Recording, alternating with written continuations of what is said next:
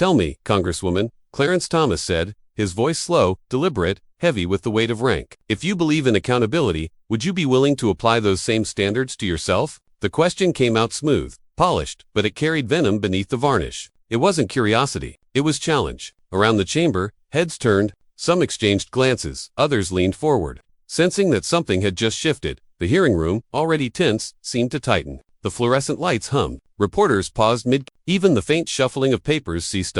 It wasn't what he asked. It was how he asked it. The tone wasn't judicial. It was personal. The kind of tone that doesn't seek truth but dominance. And for a moment, the imbalance was visible. A towering justice of the Supreme Court, draped in the authority of decades, looking down at a congresswoman who'd only recently made her mark on the national stage. Thomas leaned back slightly. Eyes narrowed, the hint of a smirk tugging at the corner of his mouth. You speak often about integrity, he continued, but do you truly understand what it demands of those who challenge the system? There it was, the insinuation, the suggestion that she was too young, too idealistic, too bold for the company she kept. It was a rhetorical trap wrapped in paternal calm. He'd used it before, against lawyers, witnesses, even colleagues. It was his signature move, turn scrutiny into superiority. Make the questioner question themselves. But Jasmine Crockett didn't flinch. Her gaze didn't break. Her hands rested still on the table, fingers interlocked, posture steady. If anything, the silence that followed made her presence louder. Around her, aides exchanged uncertain looks. The audience waited for the usual, the nervous laugh, the polite deflection,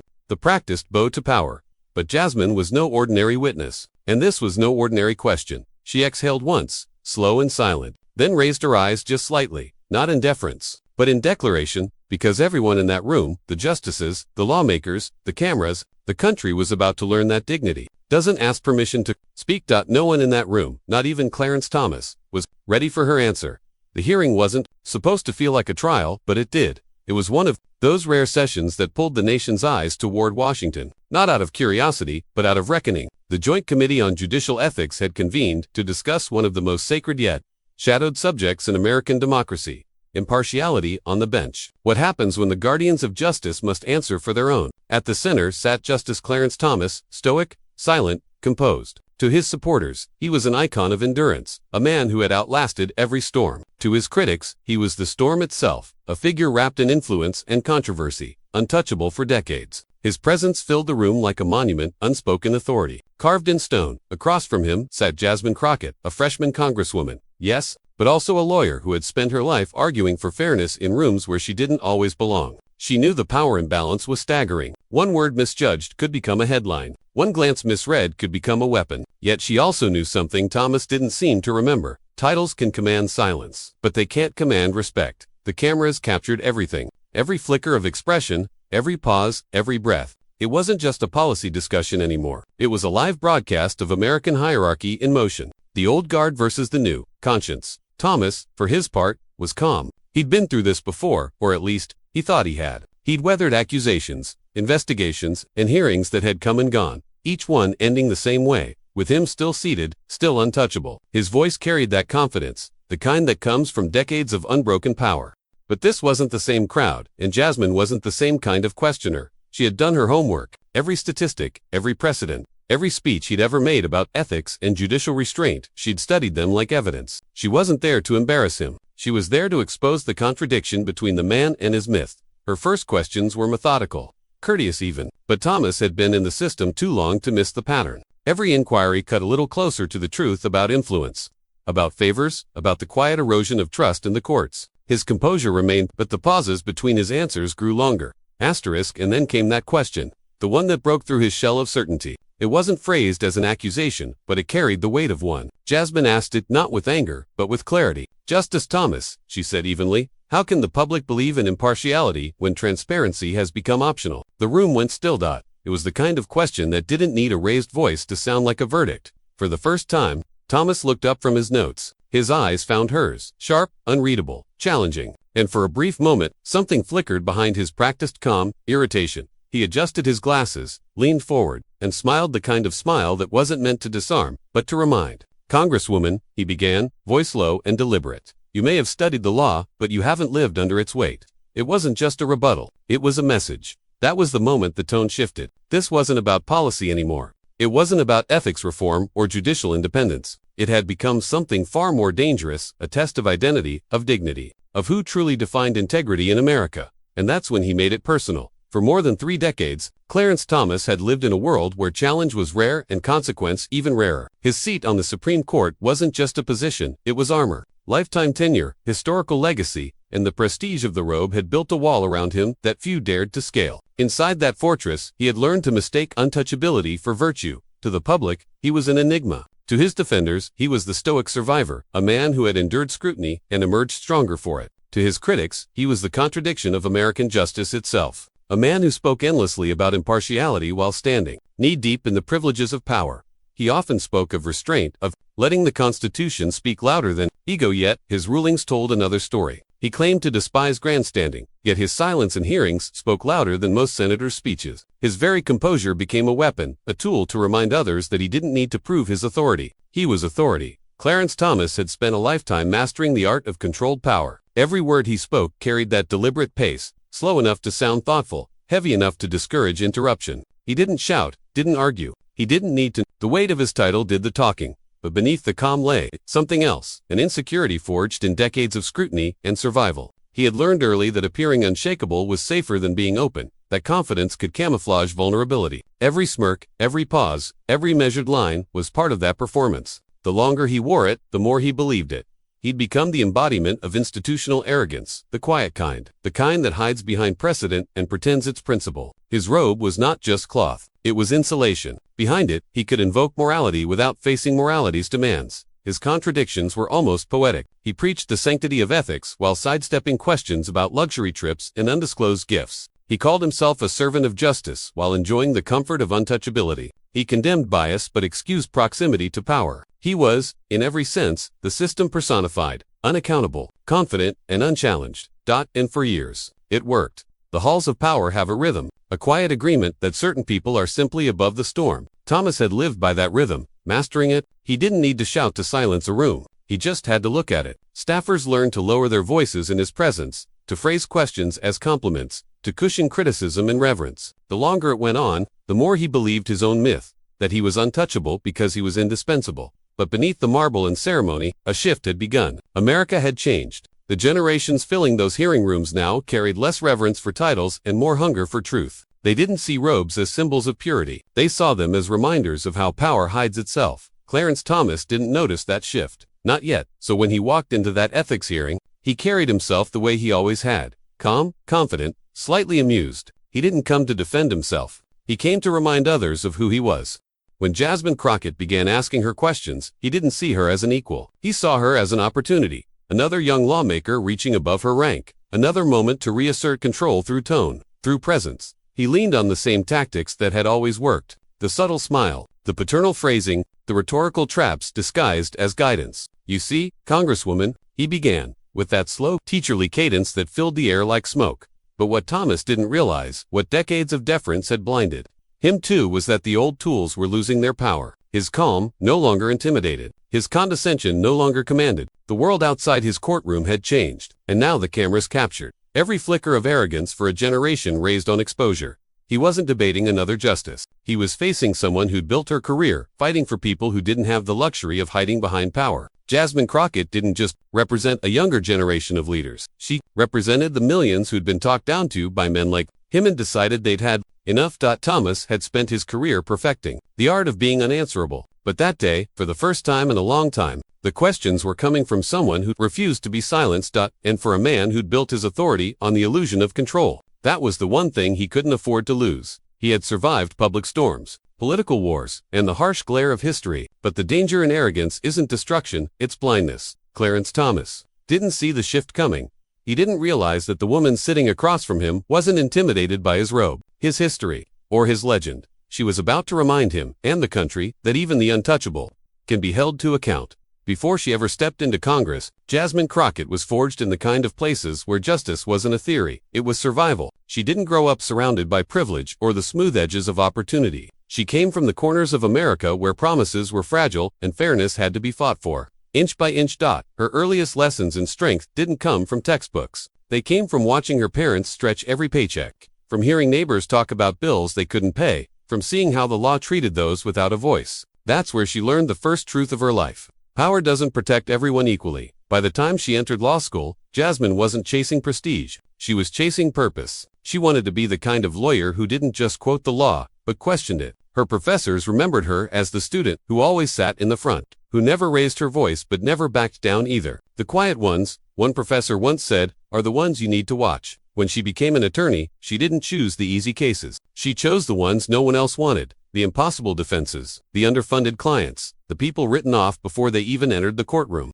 She stood beside them and did what she'd always done, fought smarter, not louder. Her courtroom strategy was surgical, a blend of empathy, precision, and restraint. Opposing counsel would sneer, underestimate, interrupt, and Jasmine would wait. Then, with a single well-timed argument, she'd turn the entire case. It wasn't magic. It was discipline. Years of studying, listening, observing the human cracks beneath every legal argument. She'd learned that arrogance blinds, and patience sharpens. Over time, her reputation grew. Judges respected her calm. Juries trusted her clarity. She wasn't the lawyer who shouted over chaos. She was the one who restored order to it, and in every victory, quiet though it was, she was shaping a philosophy. That law means nothing if it doesn't serve the people living under it.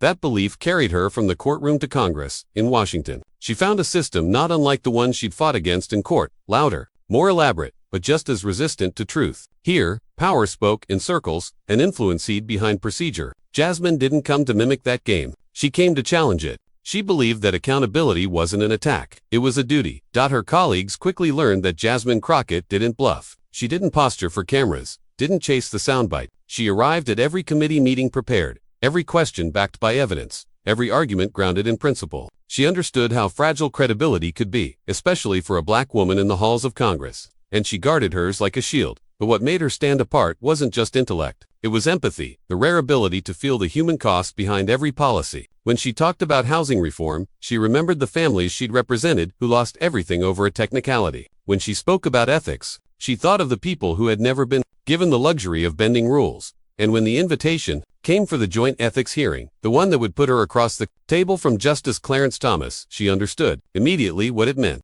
This wasn't just another discussion about judicial integrity. This was history testing her nerve.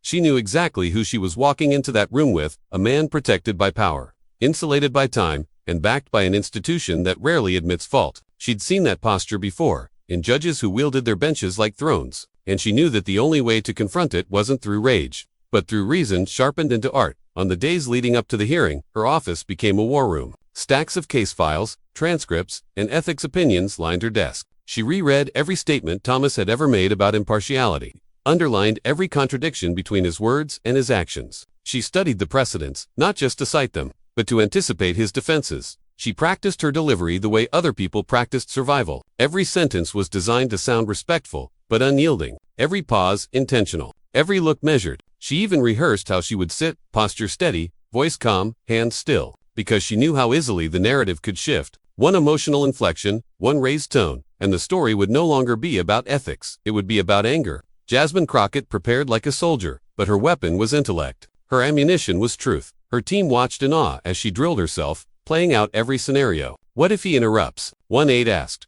He will, Jasmine said. And, I'll let him. For a moment, there was no bitterness in her tone, no fear, only focus. That's what made her dangerous. Not aggression, but precision. She didn't need to win by force. She needed only to make the truth undeniable. The morning of the hearing, she arrived before dawn. The building was quiet, the marble floors echoing under her heels. She paused outside the chamber, exhaled once, and whispered to herself the same line she used before every trial. Stand still, and let the truth speak. Inside, the seats filled with senators, reporters, and staffers. The atmosphere was electric, not because of policy, but because everyone sensed what was coming. When Clarence Thomas entered, surrounded by deference and history, Jasmine didn't look away. She'd faced power before in judges' chambers, in boardrooms, in the silent judgment of rooms that doubted her, and every time, she'd learned the same lesson. Arrogance mistakes calm for weakness. That day, she would turn that arrogance into its own undoing. Because Jasmine Crockett hadn't come to play politics, she came to put power on trial.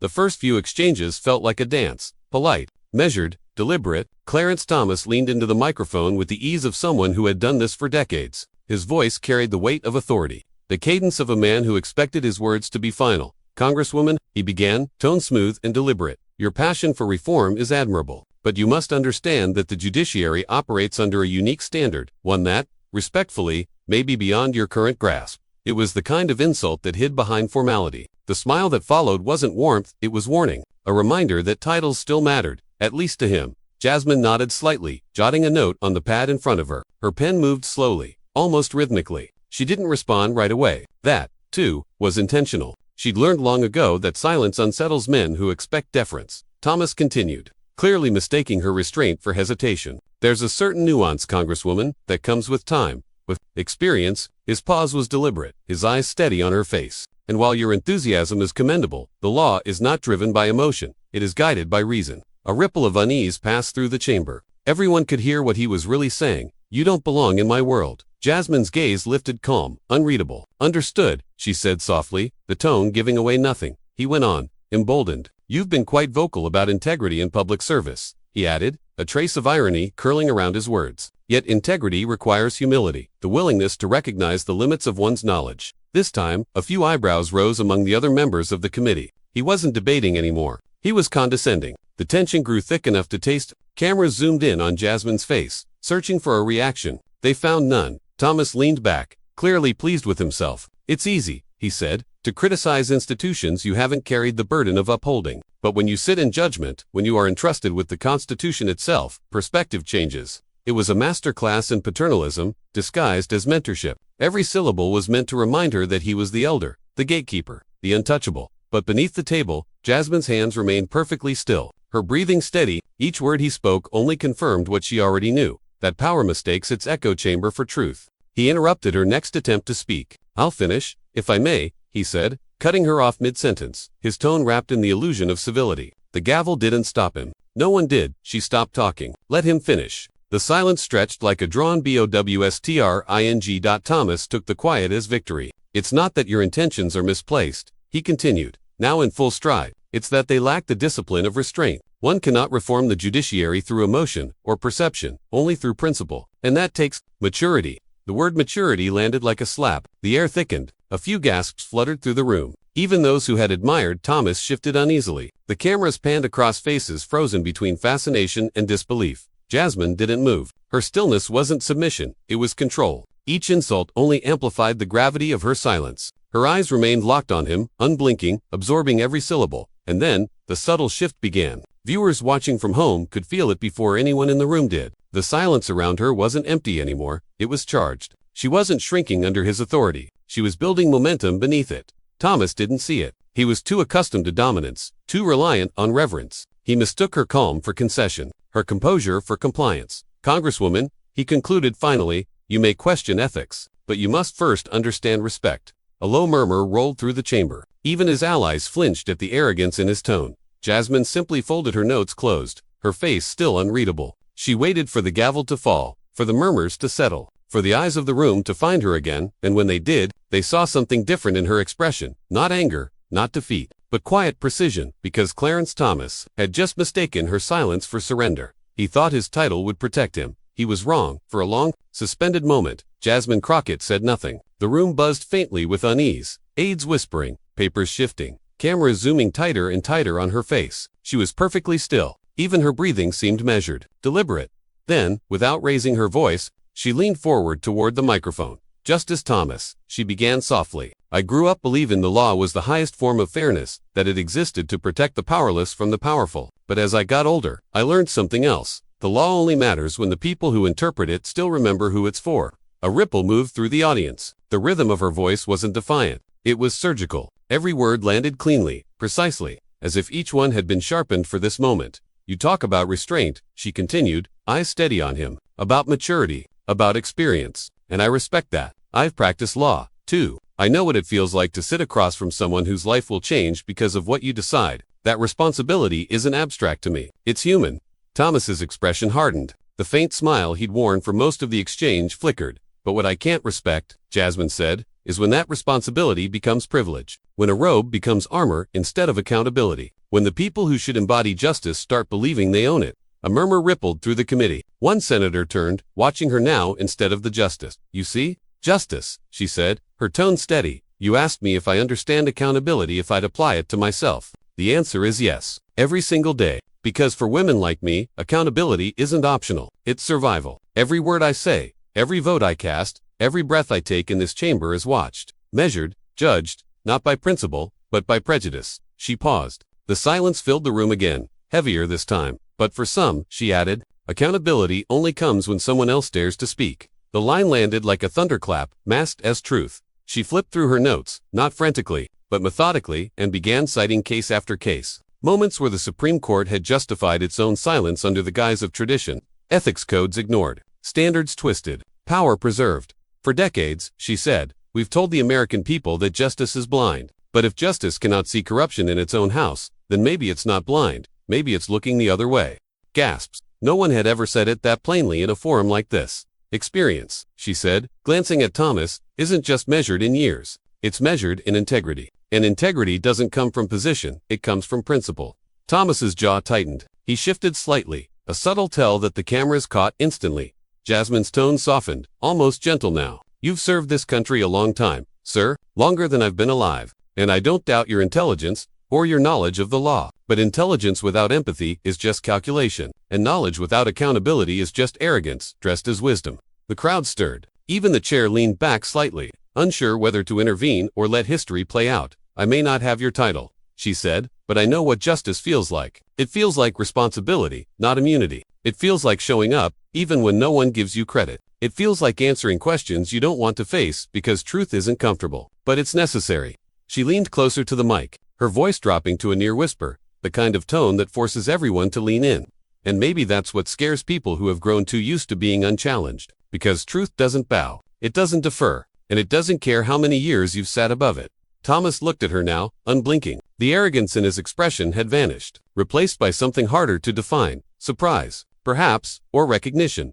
Jasmine continued, her words now carrying that quiet, unstoppable rhythm of conviction. You say that maturity means knowing restraint. I agree. But restraint isn't silence in the face of wrongdoing. Restraint is power with discipline. It's knowing you could use your position to crush dissent and choosing not to. It's humility, not hierarchy. She paused again, letting the silence breathe. Reporters' fingers hovered over their keyboards, too stunned to type. Justice Thomas, she said, her tone unwavering. Titles fade. Legacies shift. History rewrites what power tries to hide. The only thing that endures, the only thing, is character. He opened his mouth slightly, perhaps to respond, but she wasn't finished. You asked me if I understand accountability. I do. I understand it so deeply that I'm willing to stand here, look power in the eye, and tell it what it doesn't want to hear. The chamber had gone completely silent now, that perfect, cinematic stillness that happens only when a truth has hit its mark. Then came the line. With all due respect, Justice Thomas, she said, her voice calm, precise, and resonant. Titles don't make truth, character does. The silence after was deafening. No one moved. No one spoke. Even the faint hum of the lights seemed to vanish. Thomas sat motionless, his pen resting against his folder. The cameras caught it all. The flicker in his eyes, the tightening of his jaw, the way his practiced stoicism finally faltered. For the first time in his career, there was nothing left to say. Jasmine didn't smile. She didn't gloat. She simply leaned back in her chair, closed her binder, and folded her hands in front of her, as though she'd just finished reading a prepared statement. But everyone in the room, and everyone watching at home, knew what had really happened. It wasn't just an exchange of words. It was a reversal of gravity. The weight of power had shifted, if only for a moment, away from the marble bench and toward the people it was meant to serve. And when the session adjourned, the sound that finally broke the silence wasn't a gavel. It was applause, spontaneous, uncontrolled, rising from every corner of the chamber. Because everyone knew they'd just witnessed something rare in modern politics. Not outrage, not theater, but truth spoken plainly, fearlessly, and without apology. The clip would soon explode across the country. But for now, in that sacred pause between courage and consequence, Jasmine Crockett had done what no one had ever dared to do. She'd looked the untouchable in the eye, and ended the discussion that didn't take hours. It took minutes. By the time Jasmine Crockett left the chamber, her phone was already vibrating nonstop. News alerts, messages, calls from colleagues. The clip had detonated across the internet like a controlled explosion of truth. Within 10 minutes, it was trending on every platform. Within an hour, it had become the lead story on every network. By sunset, it wasn't just political pundits talking. Across the country, ordinary people were sharing the clip like gospel. Teachers replayed it in classrooms. Lawyers forwarded it to colleagues. Activists called it a reminder that truth doesn't need permission to stand. And the words spread like fire. Hashtag character over title. But even beyond the hashtags, something deeper was happening. The country wasn't just watching a confrontation, it was watching a cultural shift. For decades, Pow had learned how to disguise arrogance as authority. Now, for once, That illusion had cracked on live television. People began connecting dots. The reporters, the analysts, the citizens long frustrated by unaccountable institutions. This, one columnist wrote in The Atlantic, is what happens when integrity finally looks power in the eye. Another, opposite in The Guardian, called it a generational moment. The day a freshman lawmaker reminded the highest court what justice sounds like. Jasmine Crockett became an overnight symbol, not of rebellion, but of responsibility. Interviews poured in. Cable anchors quoted her words. Celebrities reposted the clip with captions like "This is what leadership looks like." A viral thread described her as the calm in an age of noise. Even critics, the ones who usually dismissed her as too direct, too principled, too different, struggled to spin what had happened. Every attempt to downplay it only made it bigger. The facts were too clear, the delivery the power dynamic too obvious. And somewhere in that contrast between the robe and the representative, between the silence of the powerful and the clarity of the challenger, the nation found itself asking new questions. How long had arrogance gone unchallenged because of titles? How many truths had been buried under the weight of decorum? And how many people, watching at home, had been waiting for someone to finally speak the words that power couldn't dismiss? That night, Jasmine Crockett's name filled every feed, not as outrage, not as controversy, but as relief. She had become what people were longing for, proof that dignity could still defeat intimidation. A viral tweet captured the sentiment best. She didn't shout, she didn't break, she didn't bend, she just told the truth, and the world listened. Even the late-night shows, usually cynical, treated the moment differently. Monologues replayed the clip without jokes. One host said quietly, "That's what composure looks like when the stakes are everything." Meanwhile, inside the Supreme Court's halls, the response was silence, the kind that says more than any statement ever could. No denial, no clarification, no counter, just quiet acknowledgement that something irreversible had happened. For Clarence Thomas, decades of insulation had shattered in a single exchange. For Jasmine Crockett, it was never about exposure, it was about example. She hadn't humiliated him, she'd humanized justice again. The following morning, newspapers around the world ran variations of the same headline. The moment power was questioned and couldn't answer, her image appeared beside it, poised, composed, unflinching, not triumphant, but resolute. And across kitchen tables, in offices, in classrooms, people kept returning to that same clip. Parents showed it to their children, professors added it to lectures, students quoted it in essays, lawyers whispered it before entering courtrooms, because somewhere in those 9 words, titles don't make truth. Character does. People found permission to believe again, that courage doesn't always shout, that accountability isn't out of reach, and that even the untouchable can be asked to answer. It wasn't just a viral moment, it was a mirror, one that forced America to look at itself, and decide which side of the table it wanted to be on. And for the first time in a long time, the people didn't just watch power, they recognized their own in her. In the days that followed, the noise of politics faded, but Jasmine Crockett's words did not. They lingered, quoted, replayed, remembered, not because of their sharpness, but because of their steadiness. It wasn't just what she said, it was what the moment revealed. For years, Americans had grown accustomed to the spectacle of arrogance, disguised as authority. The long speeches, the moral lectures, the polite evasions, titles became shields, not responsibilities. Institutions that once stood for justice had learned how to perform it instead. But on that day, in one exchange, the illusion cracked. When Jasmine looked across the table at Clarence Thomas, she didn't just confront a man, she confronted the myth of untouchable power. And she did it without fury, without theatrics, without surrendering her grace. That restraint, that poise, that absolute control, became something greater than an act of defiance. It became a redefinition of leadership itself. Because real authority, she showed, doesn't need to impose fear to command respect. Real integrity doesn't need applause to validate itself. Real truth doesn't need a title to be heard. Her calm became a kind of mirror, reflecting what the country had forgotten about its own ideals. The idea that fairness is not a favor, it's a foundation. That justice isn't inherited, it's earned through consistency. That equality before the law isn't a slogan carved in marble, it's a promise that requires courage to protect. People who watched that moment weren't celebrating a take, they were witnessing a correction, a course adjustment in a democracy that had begun to lose its balance. Jasmine reminded the nation that accountability isn't the enemy of power, it's its purpose. In every era, there are moments that reset the tone of leadership. This was one of them, not because a congresswoman spoke against injustice, but because she did so without abandoning composure. She didn't trade dignity for dominance. She didn't meet arrogance with outrage. She met it with something far more disarming, truth spoken calmly by someone who meant every word. Her victory wasn't about embarrassment, it was about exposure. She didn't tear down a man, she stripped away the illusion that position equals principle. She revealed how fragile authority becomes when it's divorced from integrity, and how unstoppable humility can be when it stands its ground. In her silence before speaking, she embodied patience. In her voice, precision. In her argument, justice unadorned. The country didn't just see a woman standing up to power. It saw power learning what accountability sounds like. And maybe that's what this moment was really about. Not left or right, not courtroom or Congress, but something timeless, the American promise that no one, no matter how high they sit, is above the truth, because truth, once spoken clearly enough, doesn't just echo, it reshapes the room. It reminds those listening that the measure of greatness isn't found in robes, offices, or titles. It's found in the courage to confront hypocrisy and still remain composed. As the headlines faded and the next cycle began, people kept returning to her words. Titles don't make truth. Character does. They weren't just about a justice or a hearing. They were about every place where power hides behind position, every boardroom, every bench, every seat of authority that forgets whom it serves. Jasmine Crockett didn't speak for applause. She spoke for alignment, a return to the core values that built the nation in the first place: fairness, justice, equality, and truth above title. And in that single act of courage, she reminded America of something it had always known but too often forgotten: that integrity is the highest form of power, and no title, no matter how grand, can ever rise above it. And that was how it happened. Clarence Thomas tries to corner Jasmine Crockett.